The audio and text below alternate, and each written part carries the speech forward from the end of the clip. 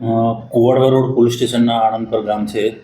એ આણંદપર ગામની સીમમાં ભરતભાઈ રણજીતભાઈ વાઢેર છે. તેમની વાડીમાં મજૂર તરીકે કામ કરતા હતા, જે ભાગ રાખીને કામ કરતા હતા. એવા બીચી ગામ છે, તાલુકો જિલ્લો બારાન, રાજસ્થાન. તેનું નામ છે રામચરણ કૈલાસભાઈ શેહરિયા. તે અને તેની પત્ની ગઈ રાત્રિના રોજ કોઈ કારણોસર ઝઘડો થયો. એ બાબતમાં ઉગ્ર ઝઘડો થતાં એને તીક્ષ્ણ હથિયાર મારી, એના મોઢામાં, હાથમાં, પગમાં, સાથળમાં વગેરે તીક્ષ્ણ હથિયારો મારી અને એનું મોત નિપજેલ છે. એવી ફરિયાદ વાડી માલિક જે છે એ ભરતભાઈની ફરિયાદ મુજબ ફરિયાદ લેવામાં આવેલી છે. ફરિયાદ લીધા બાદ આ ગુનાના કામે તમામ અધિકારીઓએ વિઝિટ કરી આરોપી પકડવા માટે કુવાડવા રોડના જે પોલીસના માણસો, ડિસ્ટાફ પીઆઈને વગેરે તે કરીને આરોપીને પકડી પાડવામાં આવેલો છે.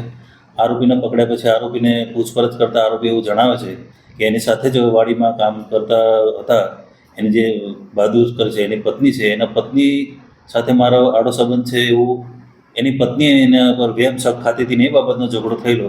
જે બાબતે ઝઘડા થતાં એને પોતાની પત્નીને તીક્ષ્ણ હથિયારો મારી અને મોત નિપજાવેલું છે. હાલ એવું જાણવા મળે છે ફરિયાદ લેવા મુજબ જ્યારે પોલીસ પહોંચીને માણસ પહોંચી 108 પહોંચી ત્યારે પત્ની પડી ગઈ હતી મરેલી, ત્યાંની બાજુમાં જે બેઠેલો હતો એવું જાણવા મળેલ છે.